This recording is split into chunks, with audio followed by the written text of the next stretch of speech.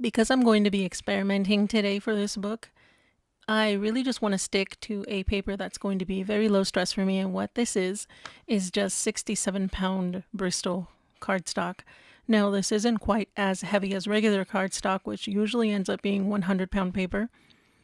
Again, this is only 67-pound paper, so it's thicker than just your regular flimsy paper, but it's also not so thick so that it ends up being unwieldy.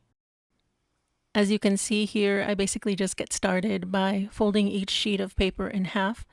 And you'll also notice that I'm not using any tools to fold them like a bone folder or a Sharpie or anything like that. A lot of people will press down the fold, but I don't like to press it down at all. I like to leave it only as far as my hand can kind of press it. So here they are. I counted out, let's see, I think 27 sheets of paper. Because you'll notice that once they're folded in half, now the page count is doubled, so it's in the 50s, which is exactly the page count that I want for this. Now the next thing that I have to decide is what size I want for the book itself. So the dimensions on the face of it. And I could have actually left the pages all alone. I didn't have to trim them or cut them at all. In fact, the first couple of books that I made, I just left them alone. But in this case, I wanted it to be a nice little square. So I just needed to trim them down to 5.5 inches. And so that's all that I'm doing here. So I'm just going to end up with these really nice 5.5 by 5.5 inch sheets, which I think is going to look really cute. I've made a lot of shapes that were almost square, and I don't know why I just always steered away from making them perfect little squares. So once I have my stack here, I just kind of inspect them and then I go ahead and start inserting them into each other to make my signatures. So I don't like to put too many sheets of papers in my signatures. I'm only going to put 3 in each one. So I'm going to end up making 9 of these so that I use up all of my paper. So 9 signatures with 3 sheets of paper in each will give me just the right amount of paper that I need for a 100 sheet journal. I usually make them twice the size as this one, but I think since I am experimenting, I'm just going to go this far. And the nice thing also is that I'm going to end up with this smaller journal on the side that's going to only measure about 3 inches across, so that's going to be a really nice little result. So if you stick around till the end, I'll show you what that looks like. The next thing that I need to do with my signatures now is to make little holes that I'm going to be stitching in. And I already know from experience with the last almost 100 books that I've made, I think at this point, I really want to make them about 1 inch apart. So here's just my little guide. And what I did is I just took some scrap paper and I marked off these little lines that are 1 inch apart. But before I use this to make the holes inside of each signature, I'm just checking to see if I want to center it or not. Sometimes that's necessary, sometimes it isn't. That's basically going to be up to you. And so in this case, I decided to center them. So I was just kind of measuring it up against the signature just to see where I was going to put it. And so I really just made some markings here just so that I always knew where exactly I was going to align the paper. Sometimes I do put a little marking on the outside of each signature so that I keep it straight. But in this case, I'm just going to be a little more careful with the way that I grab the signatures from my stack. So when it comes to actually making the holes inside of the signatures, all I'm going to do is find some spare cardboard or really any kind of material that you're not afraid to punch into with a needle. And I'm just going to place my little spare piece here, and then I'm just going to use my needle tool to make my holes. It's actually perfectly fine to use a ruler or really anything else. I just find that if I put something that's more rigid up against the fold in the signature, it kind of moves each time that I make the hole. So if I use a piece of paper like this, it kind of ends up making this tiny little groove in kind of my false ruler here. And it actually makes it much easier once I punch maybe 2 or 3 of these. The rest of them just are so much easier to punch. So that's really the only reason that I do it. It's not necessary. It's just a nice little thing that I do for myself. And then I can just hold on to this marker. And so the next time that I make another book of this size, I already have it there in a little Ziploc bag with all of my little paper rulers that I use for this. So you can see here I'm kind of just comparing the holes, making sure that they do line up. And as long as they do, everything is good, and then I can continue on to the next part of the process. Depending on the number of signatures that you have in your book, this part, the stitching part, is probably going to be the most tedious and the one that's going to take the longest. So of course for this you want to choose a needle. I prefer these hooked needles, or they're regularly known as upholstery needles. Actually, I think that's what they're called. They're upholstery needles. They are bent like this, and they make it a lot easier to do the stitching on this. When it comes to the string, I also think that you can use any kind of string that you want. I've used all sorts of different types. What I have here is some embroidery thread. This works great.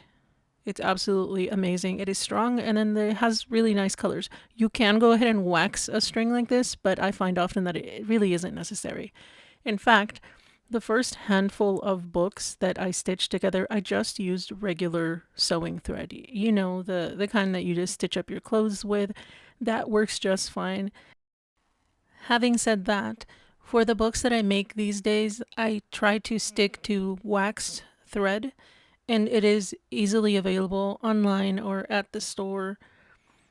And the reason that I use this one is mostly because I make a lot of journals for other people now, and so in this case I'm just going to use this one. It's nice and strong, it stays put, and overall I find that it doesn't get tangled as much. So what I did here is I just measured it up against the binding here, or what's going to be the binding, and I just measured out the same number of lengths of string as the number of signatures that I had. So you saw me count out 9 of them.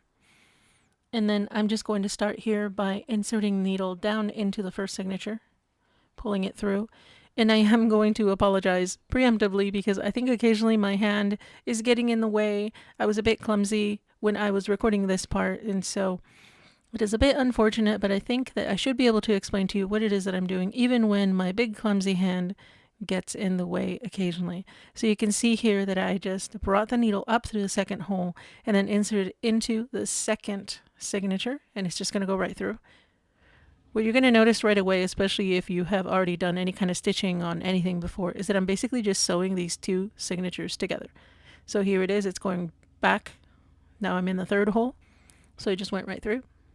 Now I'm going to go into the 4th hole in just a second here.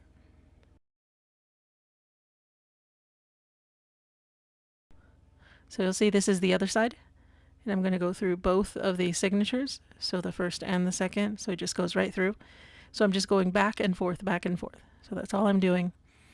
I'm going to go through the last one, and it's going to go through both again. So I've basically just stitched these 2 together. Now, of course, I do need to make my way back, so what I'm going to do is go into that, I believe it's that second to last hole, go back up through it, and then you'll notice I'm going to start working my way back. Also continuing to push through both signatures right now. So right now they're just back to back. I'm just stitching them together. And so here is the second one. But when I go back up through that first one, I'm going to go up and only up through that second signature. So you'll notice here are the strings now sticking out, and I'm just going to tie these together. And what I do usually is I just make a simple square knot. Right here, what I'm doing is just going around a second time. Sometimes that helps, sometimes it doesn't, but I find that with a wax thread, it's just fine. So a knot one way and then a knot the other way. That's what a square knot is. What I want to do now is finally bring in my 3rd signature, and now I can actually start joining this. And so these stitches that we're going to do now, this is how we are going to continue for the rest of the page block. So as you can see, I'm working my way into the 3rd signature and back out of it in the following hole.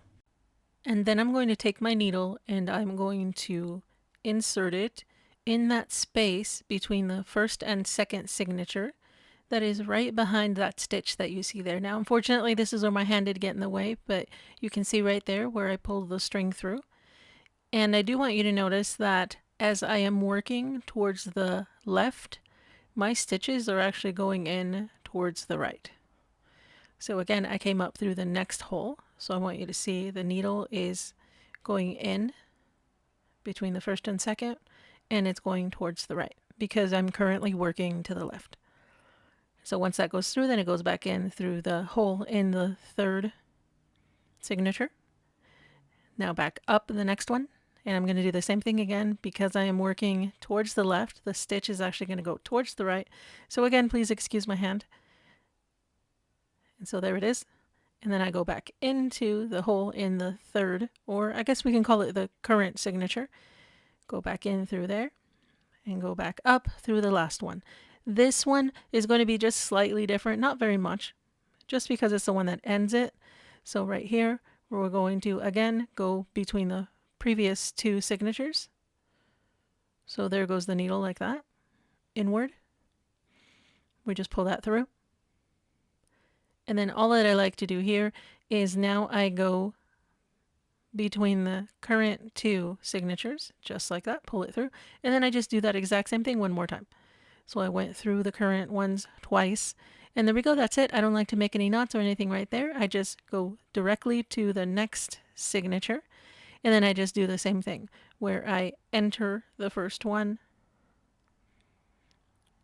So it just goes straight in there, straight down, and then up through the next one. So there you see it right there. And then I'm going to do the same thing where I take the needle and go between the previous two. So right here, notice I'm now going in the opposite direction. So I just pull that through. And now I can go back down into the current signature. And then I'm just going to continue that way until I finish up all of these signatures. Now, the good thing is that I only have 9 of them. So it really wasn't going to take too much time. And this is actually pretty enjoyable. So if you've never done this before, I highly recommend it. Yes, it does require learning a few skills, but if you already know how to stitch, this is actually a lot of fun. And it just turns out so nicely. It's nice to see that page block fully completed. As you can see here, once I get to the end of that very last signature and it is joined, when I go to do that very last stitch, I'm going to start it off exactly the same way as I've done all the others. I'm just going to insert the needle in the stitch between the previous two signatures, and then I go in the stitch between the current two. And now I just have this little loop, and all that I'm going to use this loop for is to basically just make a knot. And so the easiest thing for me to do is just to take the loose end and just bring it through that little loop. So you'll see there, I'll tighten the end that's joined. Once it's tightened like that, I can just bring the end through and just pull on it. All I did was make a knot. You can make a knot in any other way that you like, but this is just how I do it, and it's pretty easy for me. So you can see here, these are my 2 books, the one that measures 5.5 by 5.5, and then one that also measures 5.5 by 3 inches. I'm still not sure which one of these 2 is going to come out the way that I want, but I'm really excited for the outcome. Before I move on to doing the next stage, one thing that I like to do that is specific to mine, I'm not sure I've seen anybody else do this, I like to put these little spacers in the inside of each one of my signatures. Now this is really only going to help me maintain those gaps. Remember, we stitched it up somewhat loosely. I wouldn't even call it loosely. It just wasn't super tight like I've seen other people stitch it. I like leaving this little gap so that when I go to clip it or clamp it or whatever it is that I'm going to do at that time, I often use these pieces of wood here.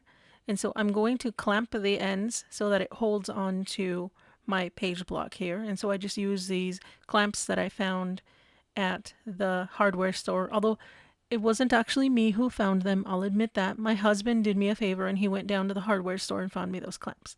So now that it's clamped up just like that, I'm just going to take pretty much anything that I have on the desk, works just fine.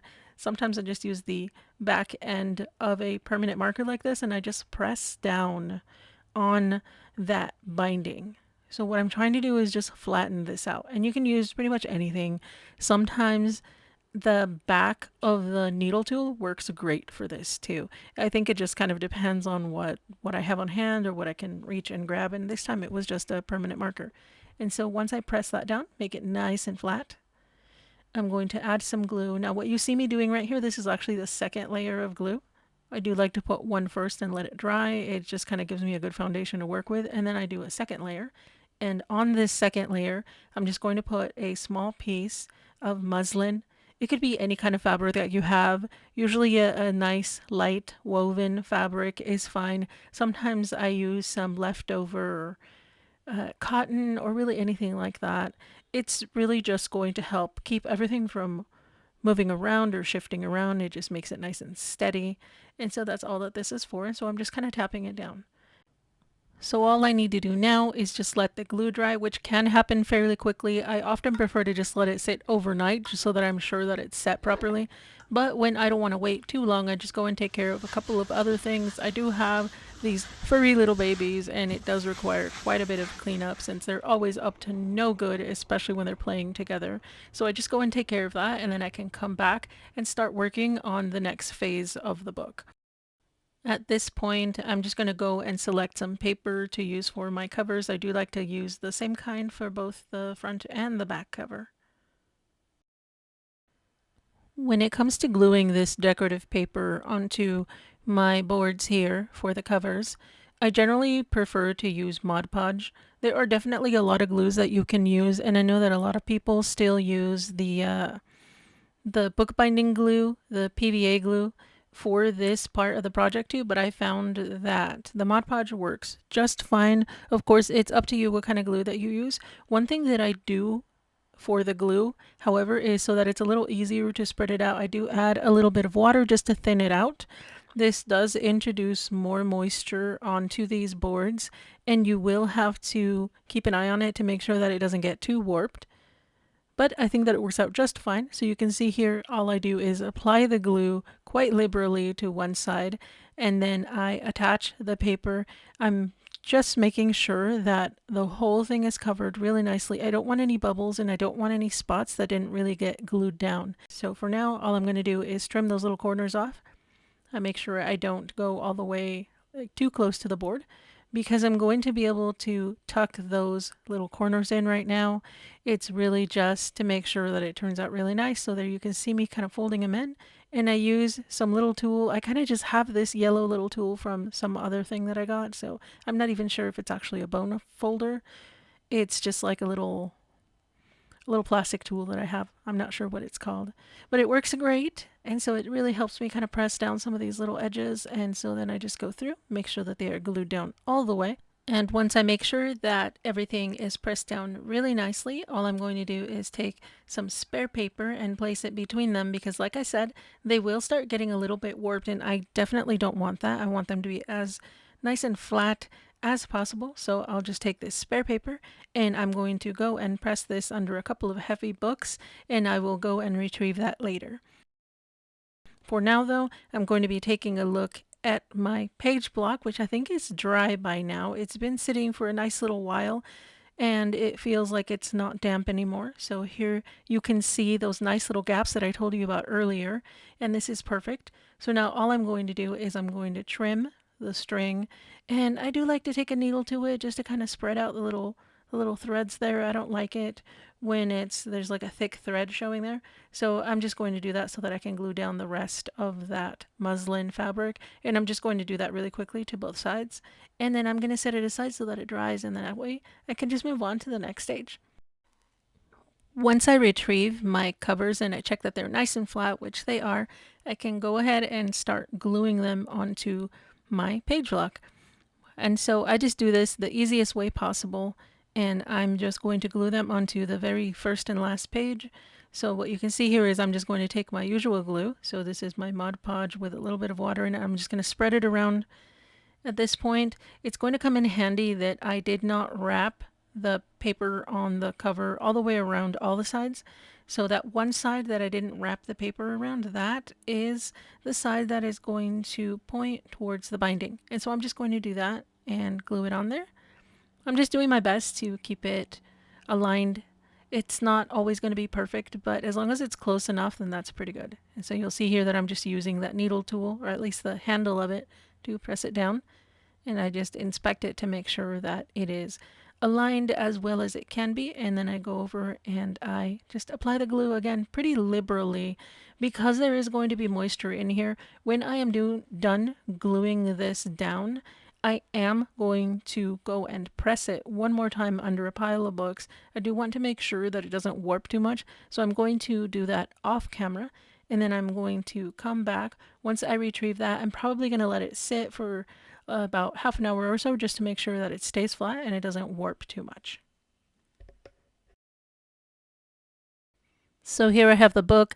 It has been pressed, and I don't think that the covers ended up perfectly flat. They are just slightly curved, but I think that it still looks okay. I'm okay with it if they're not perfectly flat. Now, I was thinking about this while I was waiting for it during the last, I think it only took about half an hour or so. And what I was thinking about was that I don't really want to leave it in just this kind of monotone design. So I went over and I picked out a couple of my markers. So this is one of my alcohol markers.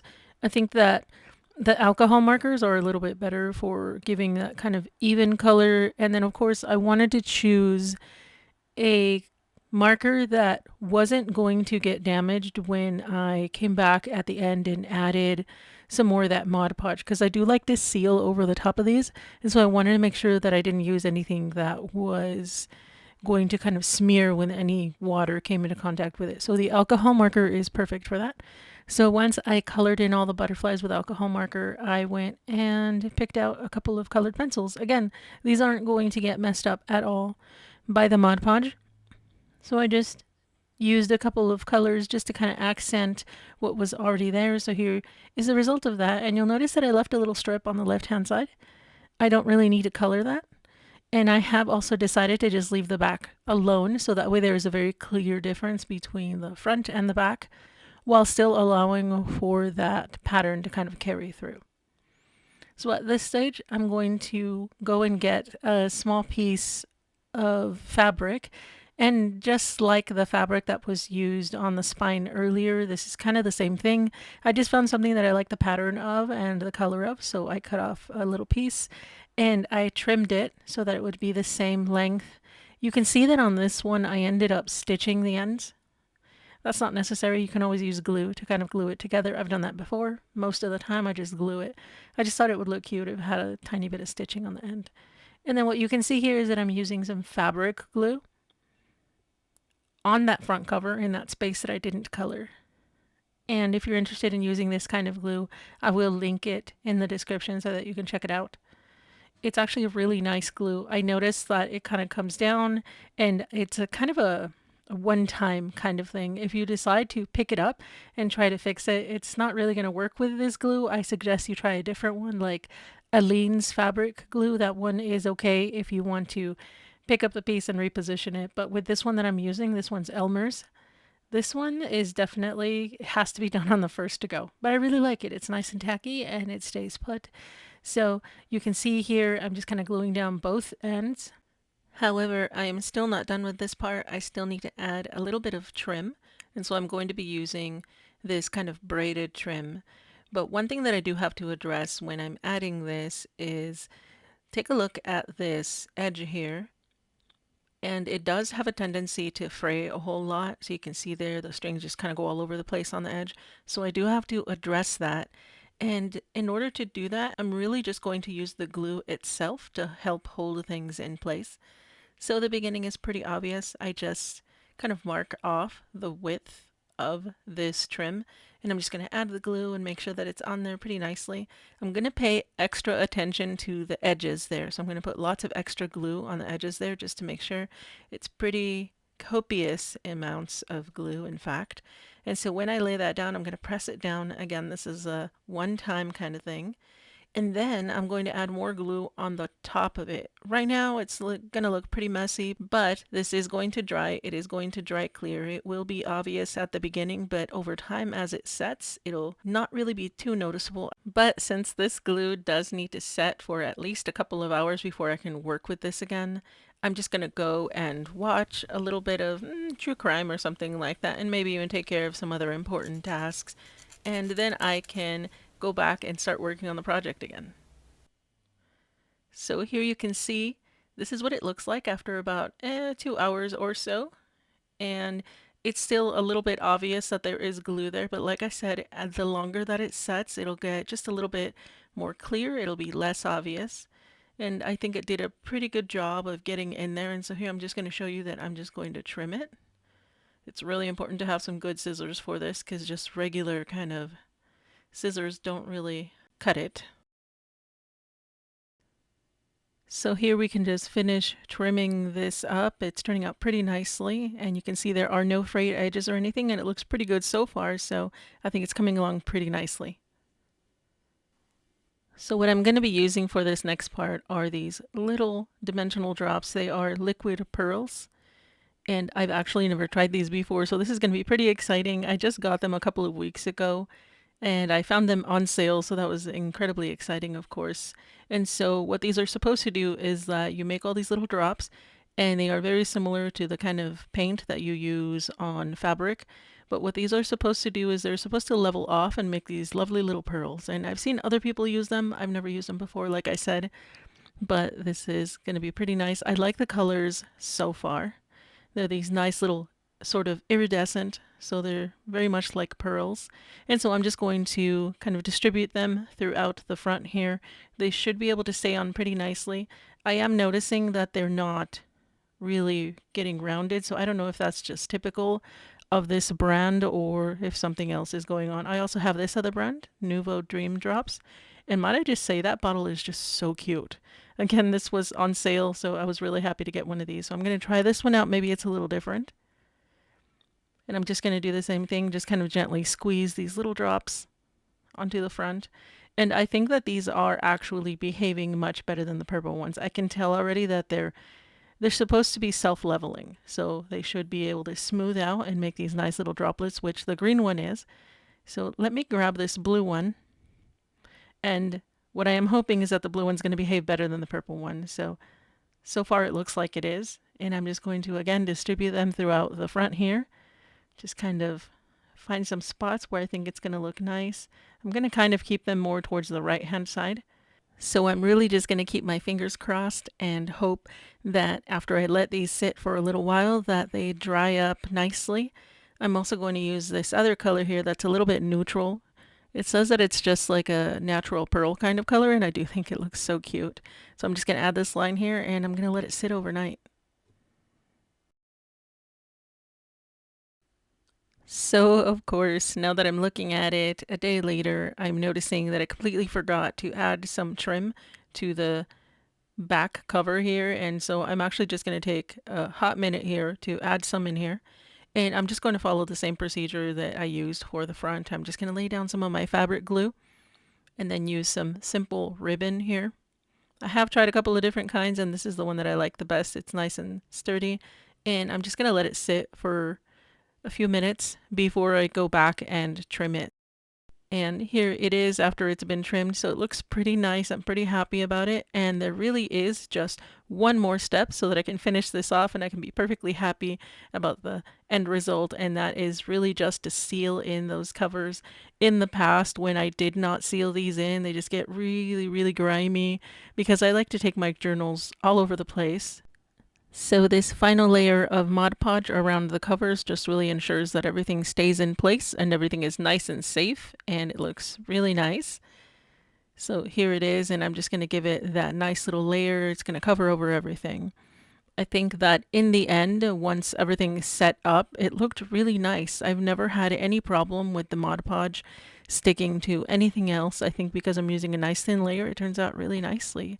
So here I'm going to show you the books that resulted. So I did promise that I was going to show you how they all turned out. And so here is the one that we did during the video today. Just looks so cute, and I'm so proud of it. It's so adorable. Here is another one that I also did recently using the same technique, different trim, different colors of the kind of pearls there. It looks really cute. And here is the little one. Here's what it looks like. So this is so adorable. I think I'm actually going to be keeping this little one, and the other two I will be listing up soon. So please, please, please let me know if you enjoyed this process or if you're going to give it a try. Honestly, this is such a satisfying process. You can make such cute little books and art journals for yourself and just use things that you have around the house. Just go ahead and experiment, try different things out. Thank you so much for joining me today. I really appreciate that you stuck around until the very end so I could show you my lovely little books. So, really, just go make some books. What are you waiting for? Go on, get started.